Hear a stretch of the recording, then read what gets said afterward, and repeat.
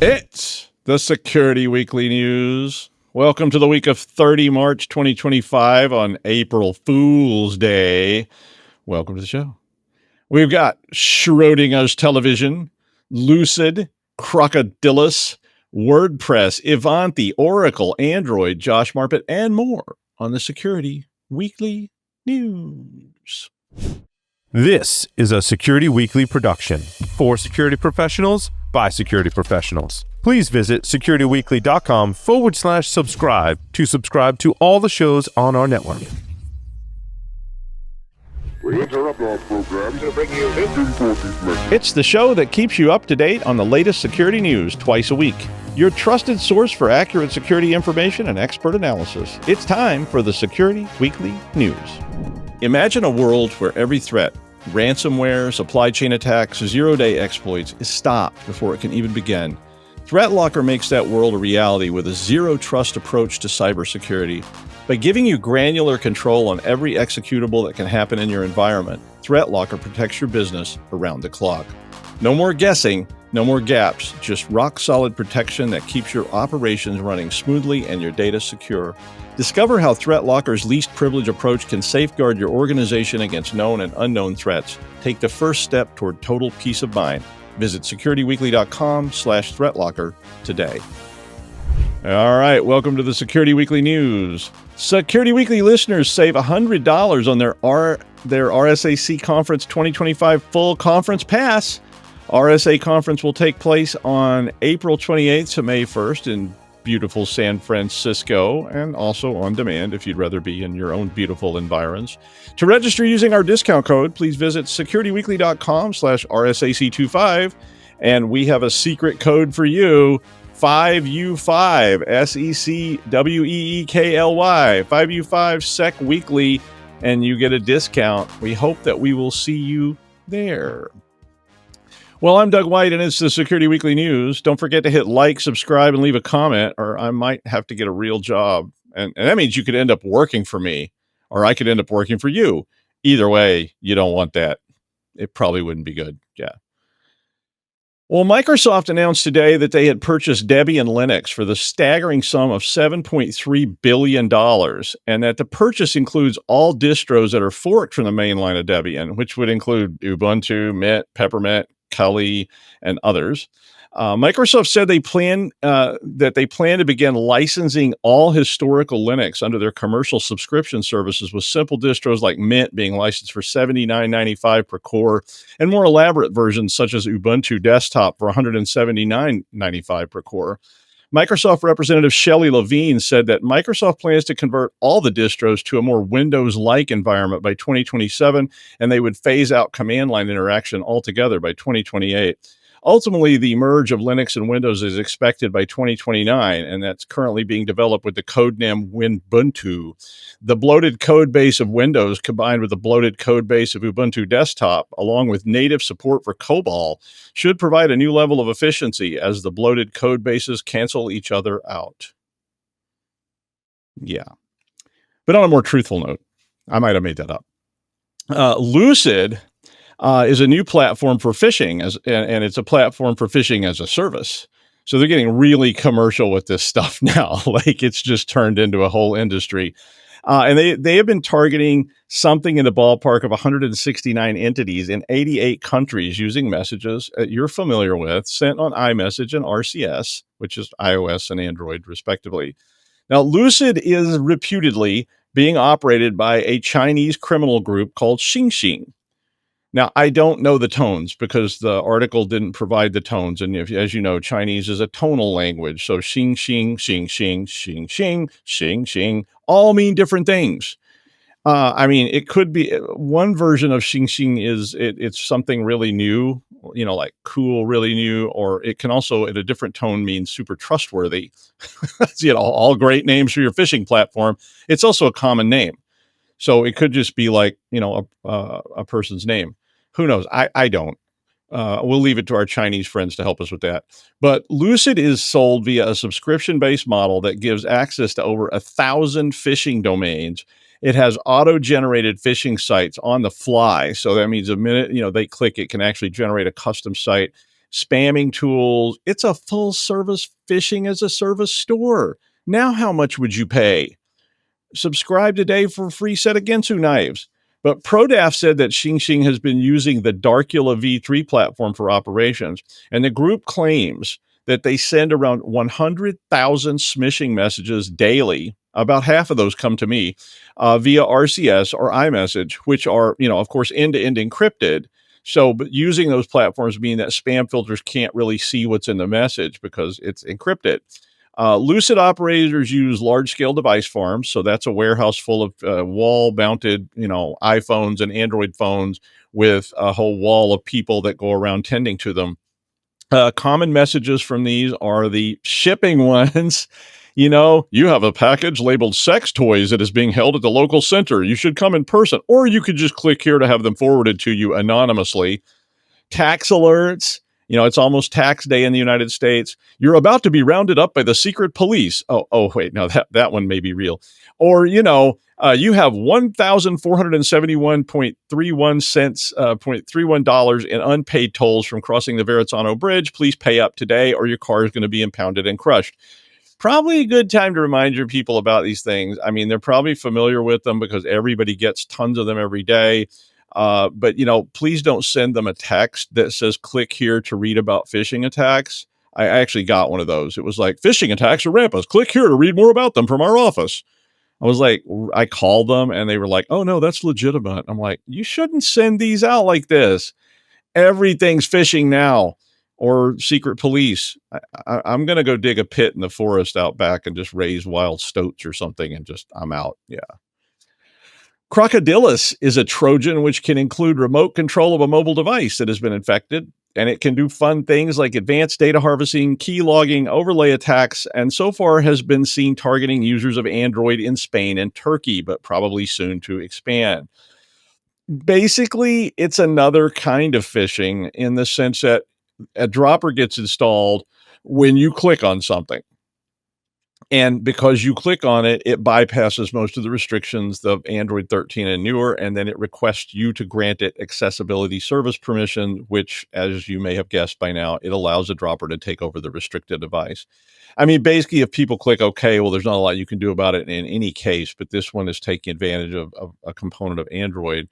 But once they click it, it connects to the command and control. And of course, then it runs in the background. It monitors what's happening on the device. But this thing's very sophisticated. It keylogs pretty much everything on the screen and everything you type. And it can capture the screens when Google Authenticator is active. And, that's, of course, means it can beat a lot of SMS authentication or Google Authenticator authentication.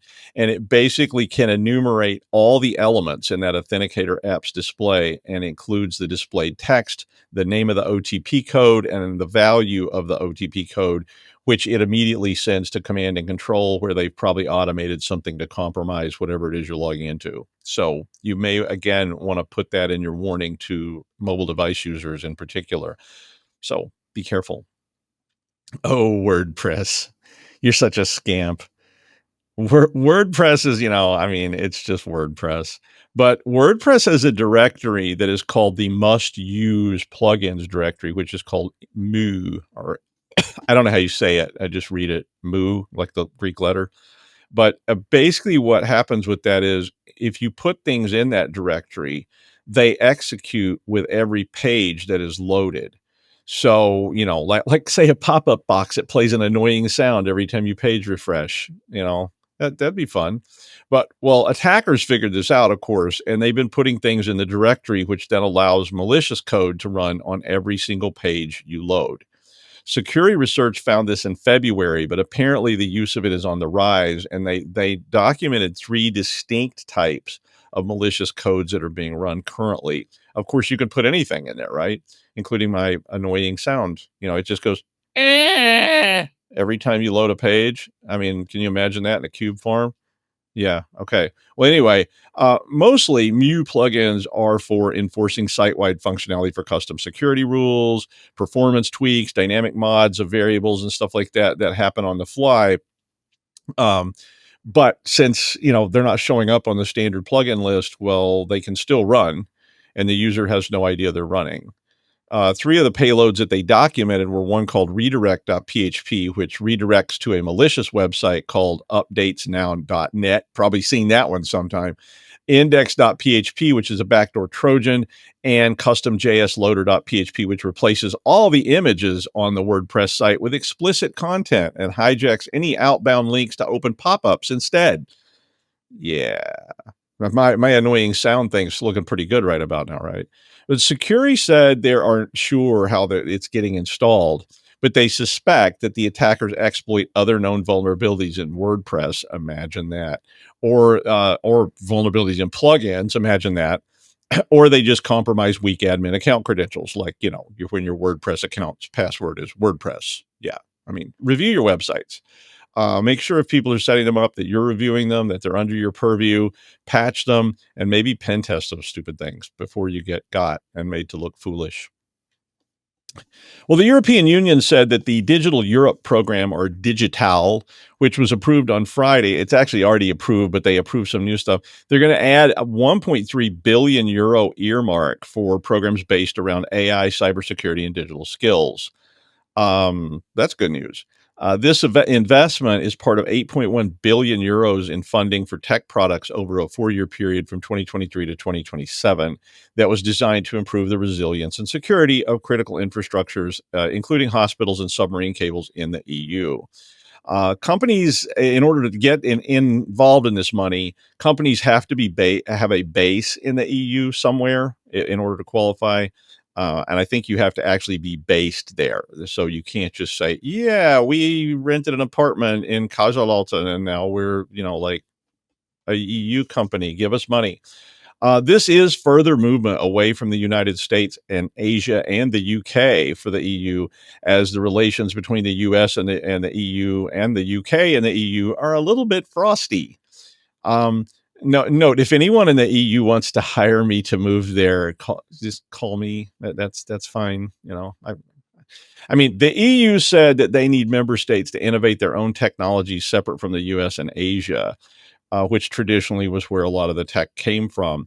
So there may be some growth in the EU tech sectors coming up, and maybe they could use a slightly haggard newsreader in Austria or Germany. Yeah, it's good.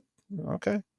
In that same light, the United States White House has said that for the next year, cyber attacks will be considered a national emergency event and subject to executive actions and economic sanctions. Yeah, they have said that this will allow federal law enforcement to seize the assets and accounts of people involved in cybercrime activity, as well as to restrict entry and enforce sanctions on those who donate to known cybercrime groups. Now, before everybody gets all worked up and says, oh, this is the latest horror, basically this horrible, in my opinion, violation of people's right, a potential violation of people's rights, is an extension of an executive order from President Obama. And I said the same thing back then in 2015, that this sounded like another version of the Patriot Act, where they can say, you are committing cybercrime, and come and arrest you and seize all your assets without due process. But the order was extended in 2016, 2021, 2023, 2025. So maybe, of course, it's something reasonable and it's being used in a reasonable way. Of course, this is strangely coming at a time when the same government that's reissuing this has been cutting things like CISA, which is responsible for tracking and taking action against cybercrime. The article went on and said that there have been reports that CISA has been instructed to deprioritize actions against Russia, but it was not clear if any of those allegations are true, and there's an awful lot of misinformation around right now. But they did cut the U.S. red teams, I think. So I don't know what they're up to. It's hard for me to follow. I hate politics. I'd rather just deal with programming, but you know how it is. But speaking of CISA, which still exists for the moment, they issued a warning about Ivanti. In particular, Connect Secure, Policy Secure, and ZTA Gateway products. And we've talked about Ivanti a lot on this show over the years. They've had a lot of problems. But currently, those products are being targeted by a new strain of malware. And they said, you really need to patch this. CISA called this called this malware resurge. And they said it's infecting Ivanti devices by using a critical stack overflow bug that was originally used by the Spawn malware family and a bunch of other malware before it was patched at the beginning of this year. This bug will allow unauthenticated remote code execution, and the nominet.uk domain registry had been hit prior to this being patched. There are patches, but if you have unpatched devices, it may have already been compromised, and it may be hard to determine if it was compromised because all that remote code execution kind of stuff. But they recommended that you do a full reset, install of a clean patch version of the firmware before it reconnects to the internet, or it may just reinfect itself or hide and so forth. And don't forget to back up your comps, because when you do that reset, I always remember this call I got where a cleaning crew unplugged a rack of Cisco stuff at an entity. And when they plugged it all back in, nothing worked. And they called me and asked me to look at it because all the comps reverted to the startup comps, and they hadn't saved the running comps in, they didn't know how long. They weren't even exactly sure what a running comp and a startup comp were, which is telling you what was going on there.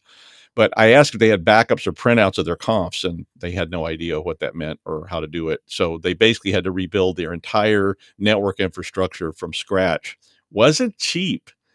So even if you don't have Ivanti backup, back up your comps, patch your equipment today. Think about what happens when you're the subject of this. Oracle says they've not been breached. Basically, they said it, and then they didn't say anything else, and nobody's going to change it yet. But a lot of people do think they got breached, and the attacker Rose87168, who I just call Rose, I feel like I know you, Rose, was trying to sell 6 million records that claim to be from the Oracle SSO and LDAP systems. CloudSec said it could be CloudSeek. Sorry, folks at CloudSeek. I don't know how to say. You know how I am with pronunciation. They said that the data, however Paul says it, is probably right, and how I say it's probably wrong. So I don't know what Paul calls it, but whatever he calls it, it's probably not what I call it. Yeah, but they said the data that they saw included single sign-on passwords, Java key store files, all kinds of other key files, and so forth, and that it was associated with 140,000 cloud customers. The attacker seems to have exploited an unpatched vulnerability in Oracle Fusion middleware, but Oracle said that no breach occurred. Trustwave and others did not agree with that statement and said the breach may well be of massive scale, but Oracle said no breach occurred. So once again, who do you believe? I don't know. I mean, you should probably consider that you may well have been breached if you're using Oracle Cloud Services and take appropriate action, even if they're saying no. Now, that would mean resetting your credentials in the Oracle Cloud single sign-on, LDAP, and other encrypted config files, invalidating your existing sessions and tokens, and maybe reviewing the access logs, authentication records, and app behavior on Oracle Cloud components. I don't know if it was breached or not, but doing all those things is never a bad idea. I mean, it seems like the best advice is just to assume the breach happened, even if they say it didn't. Even if it didn't, so what? Doing all this won't hurt anything, so it's better to be safe than sorry. Or as I say in Germany, vorsichtig besser als nachsichtig. Yeah, okay. Well, why you might not want to work for me, or you might not want me to work for you. And my iron fist and an iron glove covered in broken glass model of management hasn't really worked that well in the past, but I'm always willing to give it another try. But you probably would want to work for this guy, Josh Marpet. Hi, Josh. Broken glass. Okay. Yeah. That's a hell of a model for management, my friend. I'm slightly terrified, but okay. Dear God Almighty on a stick. So I have a great story considering it's the first time we're doing the news on April 1st that I can remember. This is very exciting. I decided to look at April 1st technology jokes and pranks and such. And so I put up an article that did some of the best, ranging from, weirdly enough, Google Gnome back in 2017 to Tinder's fish-free dating pics in 2023. And there's a new one, which isn't even listed in the article, which is that the Have I Been Pwned people have put up an April Fool's joke that Troy Hunt, the guy who started Have I Been Pwned, actually got phished. And I thought that was a great April Fool's joke because, come on, somebody who actually does this for a living, literally how to not get phished and how to not get pwned. There you go. He got his credentials stolen as a great April Fool's joke. Well, okay, so the first part of that was true. There is an article that I put up there about all the cool tech things that have happened in April Fools before. Unfortunately, Troy Hunt did actually get phished. So so April Fools of April Fools. I tried to go meta there. I'm not very good at it, but I tried. Okay.